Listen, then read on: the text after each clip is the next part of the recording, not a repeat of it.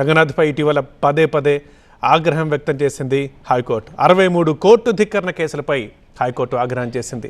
ఈ స్థాయి కలిగిన అధికారి ఇన్ని కోర్టు ధిక్కరణ కేసులు ఎలా ఉంటాయంటూ ఆగ్రహం వ్యక్తం చేసింది. మా కరెస్పాండెంట్ రంజిత్ దగ్గరికి వెళ్దాం. రంజిత్, లోతుకుంట భూమి కాకుండా ఇంకా ప్రధానంగా ఈ నిర్ణయం తీసుకోవడానికి కోర్టు ప్రేరేపించిన ఇంకా కేసులు ఏమైనా ఉన్నాయా? కోర్టు ధిక్కరణ కేసులు 63 అంటున్నారు. అందులో ఇంపార్టెంట్ ఏదైనా ఉందా? అంటే గతంలో అమీన్పూర్ భూముల అక్కడ కూడా కూల్చివేతల సందర్భంగా హైకోర్టు అక్కడ కంటెంప్ట్ ఆఫ్ కోర్టు కింద అక్కడ హైడ్రాకు కంటెంప్ట్ ఆఫ్ కోర్టు కింద అప్పుడు కూడా హైడ్రా అధికారులు పాల్పడ్డారు. ఆ తర్వాత బతుకమ్మ కుంటకు సంబంధించినటువంటి వాటి విషయంలో కూడా హైకోర్టు ఆర్డర్స్ని ఎక్కడ ఉల్లంఘించారన్నటువంటి దాంట్లో కూడా అప్పుడు కూడా కోర్టు ధిక్కరణ కింద అప్పుడు కూడా నమోదైంది. సో ఇప్పుడు అనేక సార్లు కూడా హైకోర్టు చాలా స్పష్టమైనటువంటి మీరు చెప్పిన ఆ రెండు మూడు ఉదాహరణల్లో అప్పుడు వాటికి సంబంధించి ఎప్పుడైనా ఎక్స్ప్లెనేషన్ ఇచ్చారా మళ్ళీ దానికి సంబంధించి? అంటే బతుకమ్మ కుంటకు వాటి విషయంలో కూడా తిరిగి అక్కడ చెరువు సుందరీకరణ తర్వాత అది ఓపెనింగ్ తర్వాత కూడా హైకోర్టు అక్కడ ఉన్నటువంటి స్ట్రక్చర్స్ అన్నింటినీ కూడా డెమాలిష్ చేయాలని చెప్పింది.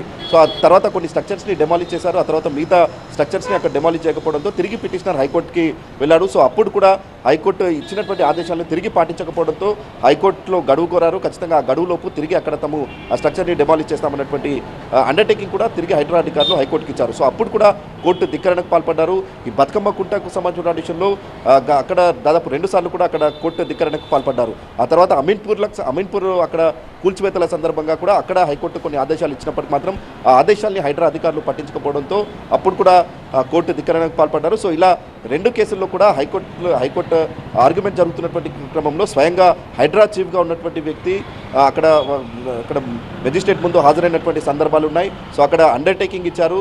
సో కొన్ని సందర్భాల్లో సారీ చెప్పారు. ఆ తర్వాత కొన్ని సందర్భాల్లో తిరిగి అక్కడ ఎలాంటి చర్యలు తీసుకోపోము, హైకోర్టుకు సంబంధించిన ఆదేశాలను తిరిగి పాటిస్తామని చెప్పారు.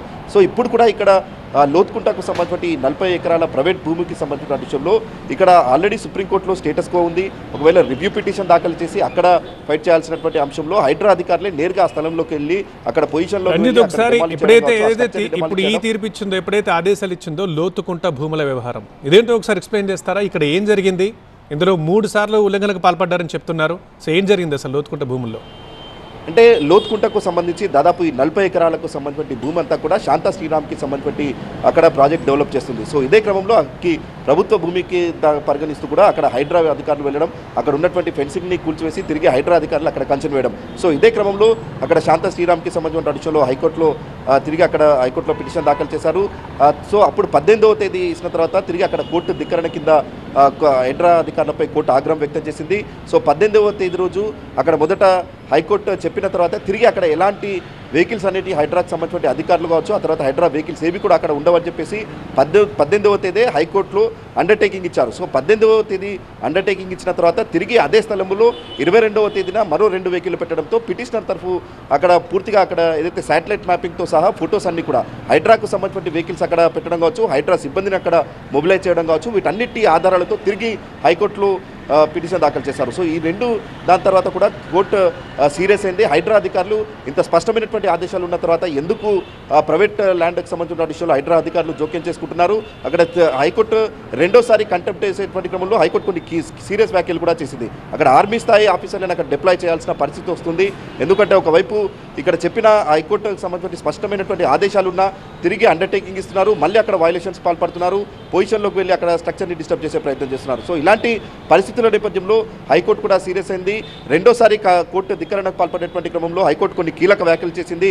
ఆ రోజు సాయంత్రంలోపు అంటే మధ్యాహ్నం ఆర్గ్యుమెంట్ జరిగితే గంటలోపు హైడ్రా కమిషనర్ మెజిస్ట్రేట్ ముందు హాజరు కావాలని చెప్పిన తర్వాత రంగనాథ్ అక్కడ స్వయంగా హాజరై దానికి సంబంధించి తిరిగి అక్కడ ఎలాంటి చర్యలు తీసుకోమన్నటువంటి అండర్టేకింగ్ కూడా ఇచ్చారు. సో అప్పుడు ఆర్మీ అధికారులతో సహా ఒక ప్రైవేట్ భూమిలో అక్కడ వెళ్లాల్సిన పరిస్థితి ఉంటుందనేది కూడా హైకోర్టు చెప్పింది. అక్కడ ఆర్మీకి సంబంధించిన సిబ్బందిని అక్కడ డిప్లాయ్ చేయాల్సిన పరిస్థితులు ఉంటాయి. ఒకవేళ పదే పదే హైకోర్టు ఎన్నిసార్లు చెప్పినా కోర్టు ధిక్కరణకు పాల్పడుతున్నటువంటి నేపథ్యంలో ఖచ్చితంగా ఆర్మీ లాంటి సాయం తీసుకొని అక్కడ డిప్లాయ్ చేయాల్సిన పరిస్థితులు వస్తున్నాయనేది కూడా హైకోర్టు రెండోసారి కంటెంప్ట్ సందర్భంగా చెప్పింది. సో ఇప్పుడు 3వసారి కూడా ఉదయం స్వయంగా హైడ్రా కమిషనర్ కోర్టుకి అపలైజ్ చెప్పారు. సో ఆ తర్వాత సారీ చెప్పిన తర్వాత కూడా తిరిగి హైకోర్టు సీరియస్ అయింది. ఎందుకంటే ఒక 40 ఎకరాలకు సంబంధించిన ఈ శాంతా శ్రీరామ్కి సంబంధించిన ఈ ప్రైవేట్ భూముల్లో ఇప్పటికే సుప్రీంకోర్టులో ఈ కేసు నడుస్తుంది. ఒకవైపు స్టేటస్ కో ఉంది, అక్కడ దీనికి సంబంధించి ఫైట్ చేయాల్సి ఉంటుంది. ఇప్పుడు ఆ ప్రైవేట్ సంబంధించిన అక్కడ దాంట్లో కూడా తిరిగి హైడ్రా అధికారులు వెళ్ళడం. సో గతంలో 18వ తేదీ కంటే ముందు కూడా హైడ్రా అధికారులు అక్కడ వెళ్ళడాన్ని తప్పుపట్టింది. సో 18వ తేదీ వీళ్ళంతా కూడా అండర్టేకింగ్ కూడా ఇచ్చారు. అండర్టేకింగ్ ఇచ్చిన తర్వాత 22వ తేదీ అక్కడ మళ్ళీ హైడ్రా వెహికల్స్ వెళ్ళడం, అక్కడ హైడ్రా అధికారులను డిప్లాయ్ చేయడం, ఇవన్నీ పరిణామాల నేపథ్యంలో హైకోర్టు అప్పుడు సీరియస్ అయింది. ఆర్మీ ఆఫీసర్స్ని అక్కడ డిప్లాయ్ చేయాల్సిన పరిస్థితి వస్తుందనేది కూడా రెండవ కంటెంప్ట్ సందర్భంగా హైకోర్టు చెప్పింది. సో ఇప్పుడు మూడోసారి కూడా హైకోర్టుకి సారీ చెప్తున్నారు. కానీ హైకోర్టు ఆదేశాలు ఏవి కూడా అక్కడ పరిగణించడం లేదు. తిరిగి యథావిధిగా ఇక్కడ ఉల్లంఘనలకు పాల్పడుతున్నటువంటి నేపథ్యంలోనే హైడ్రా చీఫ్గా ఉన్నటువంటి రంగనాథ్ను అక్కడ తప్పించి అదే ప్లేస్లో తిరిగి మరో ఐజీ స్థాయి అధికారిని పెట్టాలనేది కూడా స్వయంగా చీఫ్ సెక్రటరీకి ఆదేశాలు జారీ చేసిన పరిస్థితి కనిపిస్తుంది. గతంలో బద్దమ్మకుంటకు సంబంధించి ల్యాండ్ విషయంలో కూడా అక్కడ అనేక సార్లు కంటెంప్ట్కి పాల్పడ్డారు. ఆ తర్వాత అక్కడ తిరిగి చెరువు సుందరీకరణ పూర్తయిన తర్వాత కూడా పిటిషనర్ మరోసారి అక్కడికి వెళ్ళిన తర్వాత ఆ సుందరీకరణ పనులు పూర్తయిన తర్వాత అక్కడ తిరిగి ఆ స్ట్రక్చర్ని అక్కడ డెమాలిష్ చేసిన పరిస్థితి ఉంది. సో ఇలాంటి సందర్భాల్లో అనేక సందర్భాలు అంటే దాదాపు హైడ్రా స్టార్ట్ అయ్యి 2 ఏళ్లలో 63 కోర్టు ధిక్కరణ కేసులు ఉండడం కావచ్చు. పర్టికులర్గా ఇప్పుడు లోతుకుంటకు సంబంధించి ఇదే భూమిలో 3 సార్లు కంటెంప్ట్ ఉన్నటువంటి నేపథ్యంలోనే హైకోర్టు ఈ సీరియస్ యాక్షన్ తీసుకున్నట్టుగా కూడా మెజిస్ట్రేట్ చెప్తున్న పరిస్థితి కనిపిస్తుంది.